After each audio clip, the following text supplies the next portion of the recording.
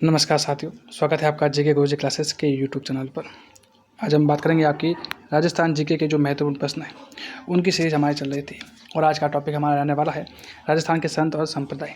राजस्थान के जो संत संप्रदाय हैं उस संत संप्रदाय से संबंधित हमारा टॉपिक है वो आज का हमारा रहने वाला है। इस वीडियो के माध्यम से हम राजस्थान के जो संत संप्रदाय उनसे जुड़े हुए जो भी आपके जो प्रीवियस ईयर क्वेश्चन है उनके बारे में हम बात करने वाले हैं। हर प्रश्न को हम व्याख्या के साथ देखने वाले हैं ताकि आपके एक प्रश्न के साथ बहुत सारे जो प्रश्न है वो आपके कवर हो सके। ये वीडियो है आपके राजस्थान के किसी भी एग्जाम, चाहे आप राजस्थान के किसी भी एग्जाम की तैयारी कर रहे हो, उन सभी एग्जाम के लिए आपके हेल्पफुल रहेगी। चाहे आप वीडियो की, चाहे पटवार की, चाहे 4th ग्रेड की, चाहे टीचर भर्ती की, किसी की भी आप तैयारी कर रहे हो, उसके लिए आपकी जो क्लास है वो आपकी इंपॉर्टेंट रहेगी। क्योंकि आप जानते हो कि जो प्रीवियस ईयर एग्जाम के क्वेश्चन है वो उसकी जो इम्पोर्टेंस है वो क्या होती है। और जब आप टॉपिक पढ़ते हो और आपको टॉपिक पढ़ने के बारे में अगर आपको ये आपको मिल जाए कि आपके इस टॉपिक से जुड़े हुए कौन कौन से प्रश्न है वो आपके जो प्रीवियस ईयर एग्जाम में प्रश्न पूछे गए हैं, तो आपको जो तैयारी और अपना लेवल दोनों को जांचने में आपको आसानी रहती है। इसलिए ये वीडियो आपके लिए काफ़ी इंपॉर्टेंट होगा। साथ ही उन साथियों ने जिन्होंने हमारी पिछली क्लासें नहीं देखी है इस टॉपिक से जुड़ी हुई, या फिर मैं कह सकता हूँ कि जो ये एक तरह से क्वेश्चन जो आपके टॉपिक वाइज टेस्ट सीरीज के रूप में आप देख सकते हो इसे, तो अगर आपने वो पिछली क्लासें नहीं देखी है तो उस क्लासों को भी जरूर देखिएगा ताकि आपको हर एक टॉपिक है वो अच्छे से क्लियर हो सके। तो चलिए बिना देरी किए आज की क्लास हम शुरू करते हैं। तो आज की क्लास का हमारे पास पहला प्रश्न रहने वाला है। आज का पहला प्रश्न हमारे पास है कि राजस्थान के कबीर के नाम से विख्यात कौन है, यानी कौन है जिसे राजस्थान का कबीर के नाम से जानते हैं।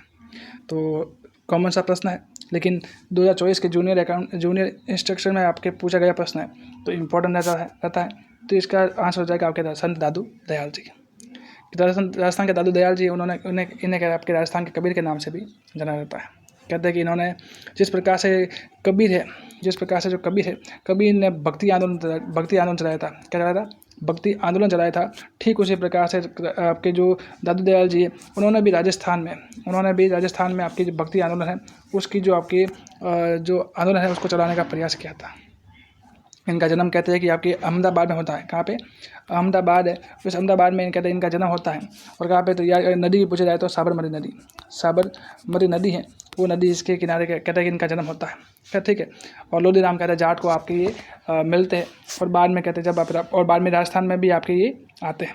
इनकी जो मुलाकात है वो आपके मुगल शासक अकबर है, अकबर से भी इनकी जो आपकी होती है। ठीक है। तो सारी बात है, जब आप आगे और भी प्रश्न में हम करने वाले हैं। तो आई होप कि जो इतनी बातें हैं वो आपको यहाँ तक की बातें समझ में आई होगी। अगला प्रश्न हमारे पास है कि ये रामसनेही संप्रदाय के संस्थापक माने जाते हैं, यानी कि रामसनेही संप्रदाय की बात की जाए तो इनके संस्थापक माने जाते हैं।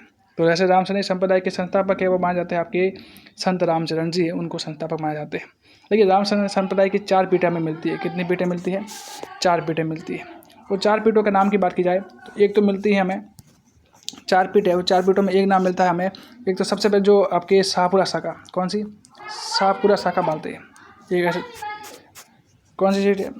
सबसे पहली जो है वो है आपके शाहपुरा सीट। शाहपुरा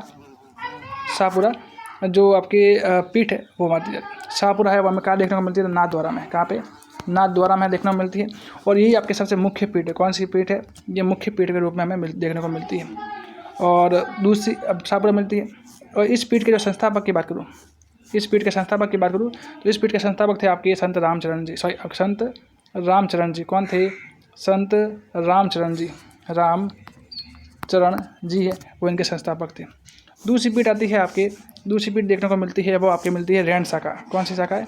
रैण शाखा देखने को मिलती है। रैण शाखा की बात की जाए तो रैण शाखा है वो हमें देखने को मिलती है आपके मेड़ता नागौर में। कहाँ पे? मेड़ता नागौर है, वहाँ पे देखने को मिलती है। और इस पीठ के जो संस्थापक है वो थे आपके संत दरियाव जी। कौन थे? संत दरियाव जी। ठीक है, संत दरियाव जी है वो इनके संस्थापक मिलते हैं। ठीक है। तीसरी पीठ मिलती है हमें मैंने बताया इसकी 4 पीठ देखने को मिलती है। कितनी? 4 पीठ, जिसमें हम 2 के बारे में बात करी। तीसरी पीठ की बात करूँ, कौन सी? तीसरी पीठ, तो तीसरी पीठ है इसकी वो है आपके शीतल शाखा। कौन सी? शीतल शाखा। ये शाखा है वो कहाँ पे है? तो बीकानेर में। कहाँ पे है? बीकानेर में है। और इसके जो संस्थापक है वो आपके संत हरिराम दास जी। कौन है? हरिराम दास जी है वो मिलते हैं। और चौथी शाखा मिलती है हमें खेड़ापा शाखा। कौन सी? खेड़ापा शाखा मिलती है। और इसके संस्थापक मिलते हैं आपके संत रामदास जी, संत रामदास जी, ठीक है। और खेड़ापा हमें कहाँ पे है, जोधपुर में, ठीक है। तो इस प्रकार से उन्होंने कुल मिला के हमें 4 सीटें 4 पीठ है हमें देखने को मिलती है। तो मैंने 4 पीठ बताई, कौन कौन सी बताई एक बार वापस बता रहा हूँ मैं, आपको याद रखना है। पहली आपकी जो पीठ है वो आपके शाहपुरा पीठ, कौन सी है, शाहपुरा है। दूसरी पीठ है आपके रैन शाखा, तीसरी है सिंहथल शाखा, कौन सी है, सिंहथल शाखा है। और चौथी है आपके खेड़ापा शाखा, कौन सी है, खेड़ापा शाखा हमें देखने को मिलती है। आई होप कि इतनी बातें आपको क्लियर हो चुकी होगी। अगला है कि शब्दवाणी किसके वचनों का सामूहिक नाम है। शब्दवाणी की बात करूँ तो ये कहते हैं कि शब्दवाणी जाम्बोजी महाराज के कहते हैं कि ये आपके इनके जो वचन है उनका सामूहिक रूप है, वो आपके शब्दवाणी के नाम से जानते हैं। इंपॉर्टेंट क्वेश्चन है शब्दवाणी कि जाम्बोजी महाराज के वचन है या उनके वचन है, उनके द्वारा किए गए कथन है, उनका सामूहिक रूप है, वो आपके शब्दवाणी के नाम से जानते हैं। जाम्बोजी की बात करूँ तो कहते हैं ये आपके विष्णु संप्रदाय के प्रवर्तक माने जाते हैं। कैसे, ये आपके विष्णु संप्रदाय है, विष्णुई संप्रदाय है, ये विष्णु संप्रदाय के प्रवर्तक माने जाते हैं। अगला है कि सलेमाबाद में निम्बार्क पीठ के संस्थापक कौन है। सलेमाबाद की बात की जाए तो सलेमाबाद निम्बार्क है।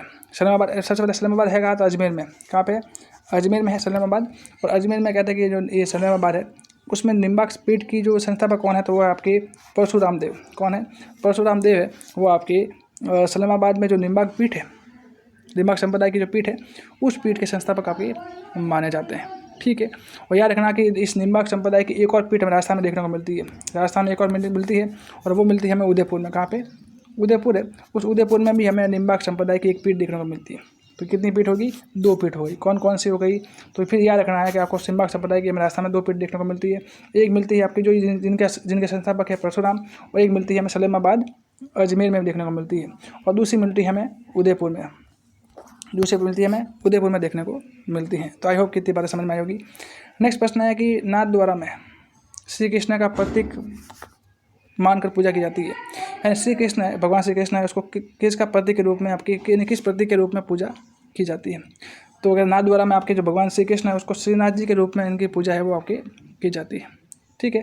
बात करूँ नाथद्वारा के, जो आपके नाथद्वारा की बात की जाए, ये आपके वैष्णव धर्म का है। किसका है, वैष्णव धर्म का। आपके सबसे जो प्रमुख से वैष्णव संप्रदाय की बात करूँ या वैष्णव संप्रदाय की बात करूँ, तो इस वैष्णव संप्रदाय का जो प्रमुख स्थल माना जाता है वो आपके माना जाता है आपके नाथद्वारा, जिसमें कहते हैं भगवान श्री कृष्ण की आपके श्री कृष्ण जी है उसको श्रीनाथ जी के रूप में इनकी जो पूजा है वो आपकी की जाती है।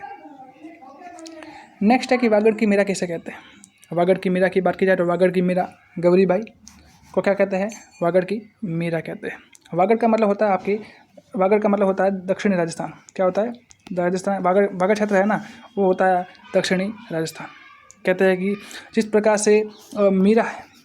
से मीराबाई जी है, उन्होंने कहते हैं कि जो भक्ति है, काव्य है, भक्ति भाव है, जो काव्य है, उनका जो प्रचार और प्रसार किया था, ठीक उसी प्रकार से जो वागड़ क्षेत्र या दक्षिण राजस्थान का क्षेत्र है, उस क्षेत्र में गौरीबाई जी उनके द्वारा कहते हैं कि जो भक्ति है उनको प्रचार और प्रसार किया गया था। इस कारण इन्हें वागड़ की मीरा के नाम से जाना जाता है। नेक्स्ट है कि खालसा, विरक्त, उत्तरादेय, खाकी और नागा आदि पंथ की शाखाएं हैं। अच्छा, ये सारे पंथ है वो किस शाखा से जुड़े हुए हैं, तो ये कहते हैं ये है आपके सभी दादू पंथी से जुड़े हुए। किससे है, दादू पंथ। यानी कि दादू पंथ है वो आपके इन दादू पंथ की जो उप शाखा है वो आपके ये जो खालसा, विरक्त, उत्तरादेय, खाकी और नागा है वो मानी जाती है, ठीक है। कहते हैं कि जब अगर मैं दादू जी की बात करूँ, किसकी, दादू जी की बात करूँ, तो कहते हैं कि दादू जी है ना, वो आपके कहते हैं गुजरात के थे। कहाँ कहते हैं, मैंने बताया था कहाँ से, अहमदाबाद गुजरात है, उस गुजरात के थे। अहमदाबाद गुजरात के आपके थे, ठीक है। तो सबसे पहले बात क्या आई कि ये अहमदाबाद गुजरात के थे। उसके बाद कहते हैं कि ये नारायणा जयपुर में आए थे। कहाँ पाई थी, गुजरात से नारायणा जयपुर आ गए, नारायण से जयपुर आ गए। और वहाँ कहते हैं कि इनकी जो जब जयपुर आए और वहाँ पे कहते हैं जब इन्होंने भक्ति भाव चालू किया या कहते हैं भक्ति का जो प्रचार किया, तब कहते हैं उसके बहुत सारे इनके जो भक्त बने। क्या बने, इनके जो भक्त बने, क्या बने, भक्त बने। और इनकी भक्ति में कहते हैं कि बहुत सारे जो अलग जो भक्ति बने, और भक्ति में बाद में कहते हैं इन्होंने एक संप्रदाय की स्थापना करी। ऐसा समझिए, एक मिनट फिर समझिए। तो प्रश्न ये है कि जो शाखा है वो किसकी शाखा है, तो दादू पंथ की शाखा है। दादू जी है ना, अगर मैं सबसे पहले दादू जी की बात कर रहा हूँ। दादू जी कहते मूल रूप से किसके थे, कहाँ के थे, तो गुजरात के थे। गुजरात से कहाँ आए, आपके नारायणा जयपुर में आए, नारायणा जयपुर आए। जयपुर आने के बाद कहते हैं कि ना बहुत सारे जो इनके भक्त हो गए, क्या हो गए, इनकी भक्ति से कौन, बहुत सारे भक्त बन गए, इनके अनुयायी बन गए। और अनुयायी मिलकर इन सब ने मिलकर कहते हैं कि एक पंथ की स्थापना करी, वो थी आपके दादू पंथ। कौन सी करी, दादू पंथ की इन्होंने स्थापना करी। ठीक है। और जब दादू पंथ की स्थापना करी और बाद में जब दादू जी की मृत्यु हुई, तो मृत्यु के बाद कहते हैं कि इनके जो दादू पंथ थे वो अलग, इस तरह से अलग अलग शाखा में बढ़ गए, अलग अलग शाखा में बढ़ गए। अब सबका मतलब बता रहा हूँ कि आपके किस शाखा का अर्थ क्या होता है ना। तो ये तो समझ में आ गया कि आपके जब दादू जी की मृत्यु हुई और मृत्यु के बाद अलग अलग आपके पंथ में बढ़ गए।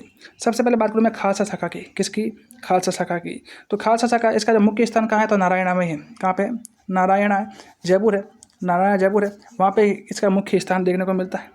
ठीक है। दूसरी बात कि इस शाखा के प्रवर्तक कौन है, ये कई बार पूछ लिया जाता है। तो इस शाखा के प्रवर्तक मिलते हैं हमें आपके गरीबदास जी। कौन है, गरीबदास जी। याद रखना, गरीबदास जी है ना, ये दादू जी के पुत्र थे। क्या दादू जी के क्या थे, पुत्र थे। तो आई होप कि खालसा शाखा के बारे में आपको अच्छे समझ में आया होगा। अगली शाखा बात कर रहा हूँ मैं। अगली शाखा हमारे पास है विरक्त शाखा। कौन सी है, विरक्त शाखा। नेक्स्ट शाखा है हमारे पास विरक्त शाखा। कौन सी है, विरक्त शाखा है। विरक्त शाखा के बारे में, विरक्त का मतलब होता है घुमंतु, मतलब कहते हैं घुमंतु यानी घूमने वाले, घुमंतु शाखा यानी घुमंतु आपके साधु है, घुमंतु साधु है, वो वाले जो है थे उन साधु के को कहते हैं आपके विरक्त कहते हैं। ठीक है। कहते हैं कि ये अपना जो उपदेश है ना, याद रखना ये इंपॉर्टेंट लाइन है, ये अपने जो उपदेश है वो आपके ग्रस्त है, जो पारिवारिक लोग हैं उन ग्रस्तों को कहते हैं कि अपना जो उपदेश देने का कार्य है वो करते हैं। ठीक है। ये तो हो गए आपके विरक्त वाले। तीसरी यहाँ पे आता है आपके उत्तरादेय। तीसरा है कहते हैं उत्तरादेय। तीसरा कौन सा है, उत्तरादेय। उत्तरादेय मतलब जो उत्तर की ओर चले गए, जो उत्तर की ओर चले गए, जिसे स्थानधारी के नाम से जानते हैं। क्या कहते हैं, स्थानधारी के नाम से भी जानते हैं। ठीक है। इसका मतलब क्या हुआ कि जो राजस्थान कहते हैं, उत्तरादेय मतलब उत्तर की ओर चले गए, यानी राजस्थान छोड़ा, क्या करा, राजस्थान छोड़कर क्या कहते हैं, उत्तर भारत की ओर, उत्तर भारत की ओर चले गए, वो होते हैं आपके उत्तरादेय थे। अगली शाखा मिलती है इसमें खाकी शाखा। कौन सी मिलती है, खाकी शाखा। खाकी मतलब जो खाकी रंग के वस्त्र पहनते हैं, जो खाकी के वस्त्र पहनते हैं वो क्या है, आपके खाकी शाखा के। इसके अलावा कहते हैं शरीर पर क्या लगाते हैं, तो भस्म लगाते हैं। शरीर में कहते हैं शरीर पर भस्म लगाते हैं, वो थे आपके खाकी शाखा वाले। और नेक्स्ट आता है आपका नागा शाखा। नेक्स्ट आता है आपके नागा शाखा आता है। नागा शाखा मतलब होता है कि मतलब कहते हैं बिना, केवल आपके बिना वस्त्र वाले, क्या कहते हैं, बिना वस्त्र वाले। ठीक है, वो होता है आपके नागा शाखा वाला होता है। याद रखना कि इसके संस्थापक कौन है, इनके संस्थापक मिलते हैं सुंदर दास जी। कौन मिलते हैं, सुंदर दास जी है, वो इनके संस्थापक मिलते हैं। तो आई होप कि इनकी सभी शाखाओं के बारे में आपको अच्छे से ध्यान चला होगा। ठीक है।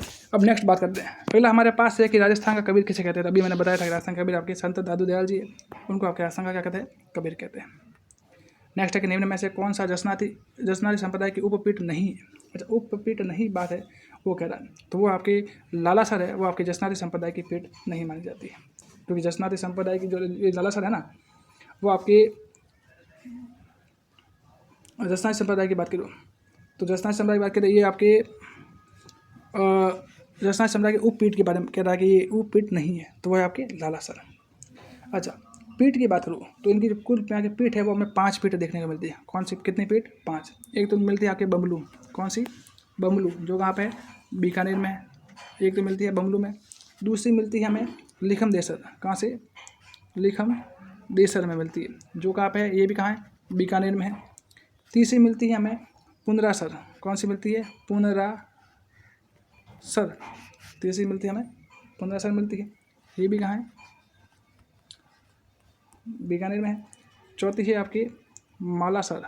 कौन सी है, मालासर, ये भी कहाँ है, बीकानेर में है। और एक 5वीं मिलती है हमें,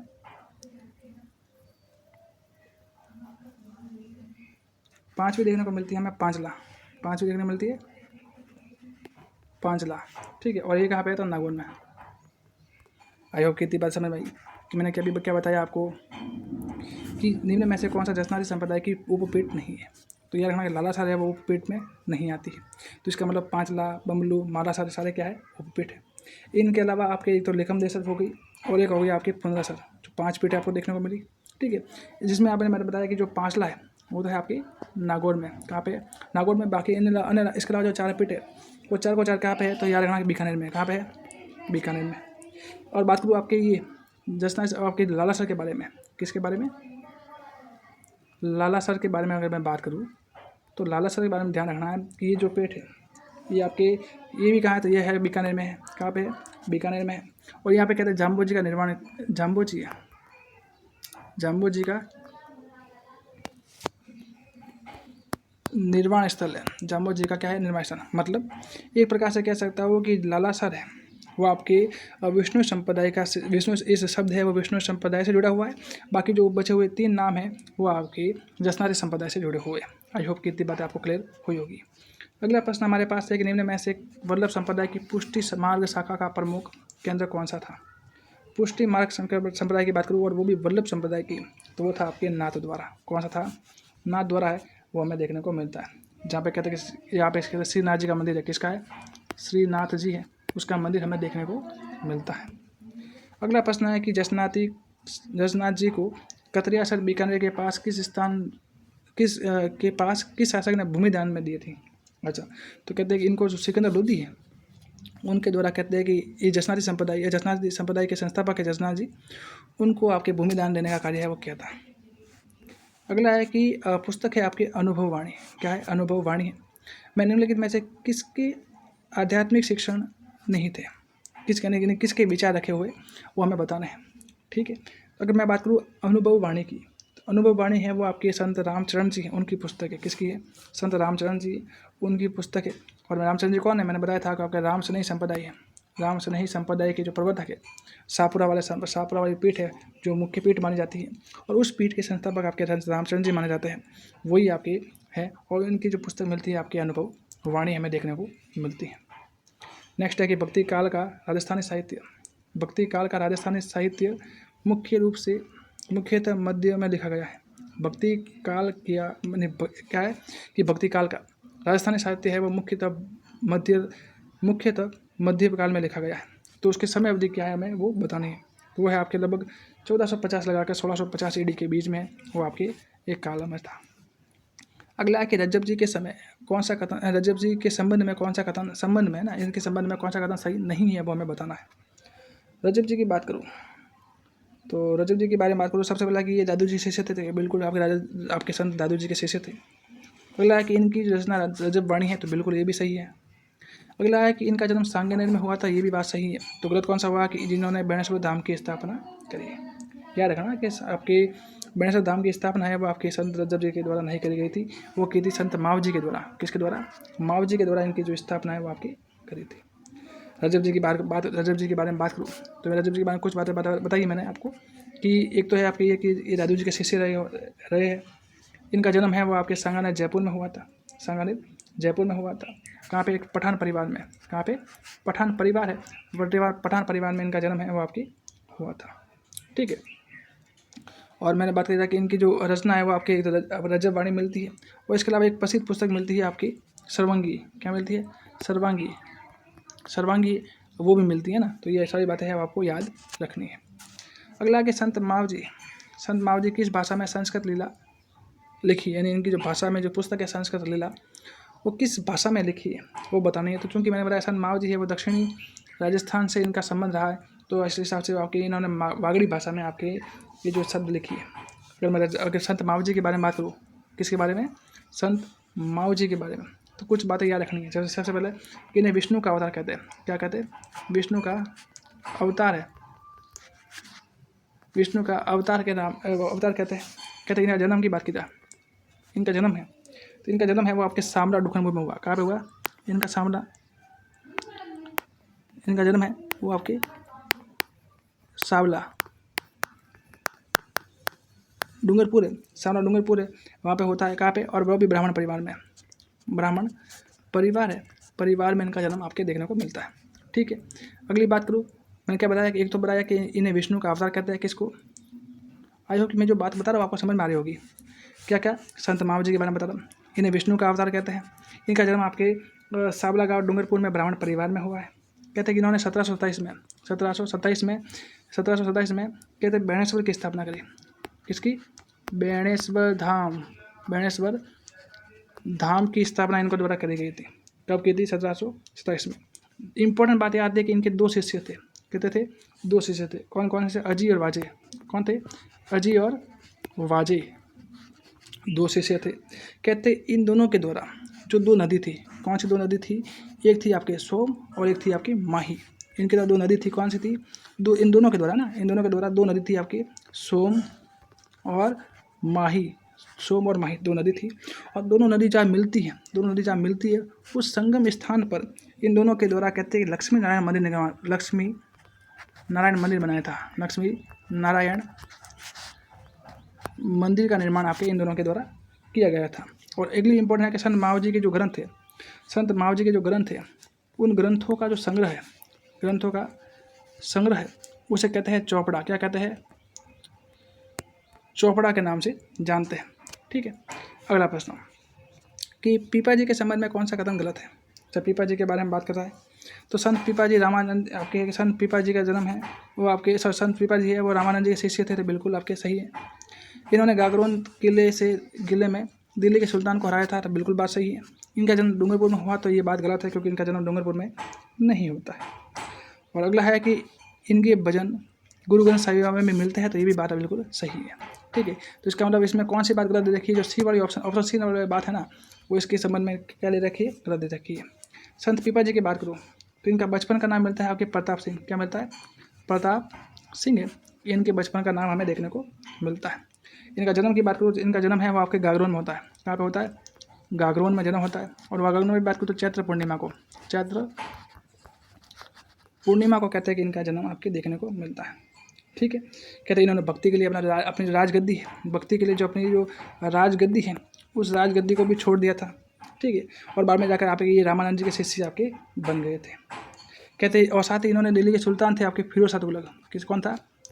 फिरोज शाह तुगलक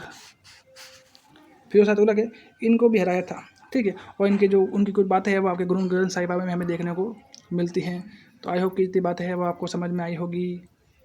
नेक्स्ट क्वेश्चन। अगला प्रश्न है कि सुंदरदास जी को किस नाम से भी जाना जाता है? सुंदरदास जी की बात करें तो इन्हें राजस्थान का शंकराचार्य है उनके नाम से भी जाना जाता है। सुंदरदास जी की बात करें, मैंने बताया था कि आपके ये संत दादू जी के क्या है? शिष्य थे। और इनके द्वारा कहते हैं कि जो नागा शाखा है उसकी स्थापना करी थी। ठीक है। अगला कि संत दादू जी के अनुयायी में से कौन सा समूह खानाबदोश जीवन जीते थे? मतलब कि आपके घूमने फिरने वाले, तो वो थे आपके विरक्त वाले। कौन थे विरक्त वाले थे? वो खानाबदोश जीवन जीते थे। अगला है कि निम्न में से कौन से सूफी संत नहीं है? अच्छा, कौन से सूफी संत नहीं है? तो इसमें संत दादू दयाल जी है वो सूफी संत में नहीं आते। ये आपके आगे आता है आपकी निर्गुण भक्ति से संबंधित। किससे? ये निर्गुण भक्ति से संबंधित संत है। जबकि ख्वाजा मोइनुद्दीन चिश्ती है, जबकि अमीर खुसरो है, बाबा फरीद है, ये सारे आपके जो ये सूफी संतों में आपके शामिल हैं। ठीक है। और नेक्स्ट प्रश्न है कि संत लाल दास जी के संबंध में निम्न में से कथनों पर विचार करिए। पहला है कि लाल दास जी आजीवन अविवाहित रहे, तो गलत। आजीवन अविवाहित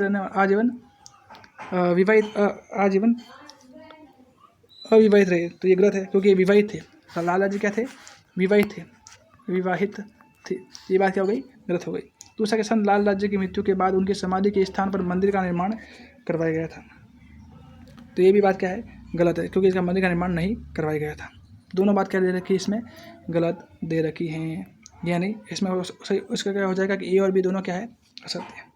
याद रखना कि लाल दास जी है ना वो दोनों क्या थे? विवाहित थे। क्या थे? विवाहित थे। इनके 2 बेटे भी थे। क्या है? 2 पुत्र थे। और साथ ही इनकी जो मृत्यु है वो आपके 108 वर्ष की उम्र में हुआ था। कब हुई थी? 108 वर्ष की उम्र में, लगभग 1705 में इनकी मृत्यु है वो हुई थी। ठीक है। तो ये थी आपके लाल दास जी के बारे में कुछ बातें जो आपको मैंने बताई है। तो आई होप कि आज की क्लास हम यही रखेंगे। आई होप कि जितनी भी बातें हमने पढ़ी हैं वो आपको अच्छे से समझ में आई होगी।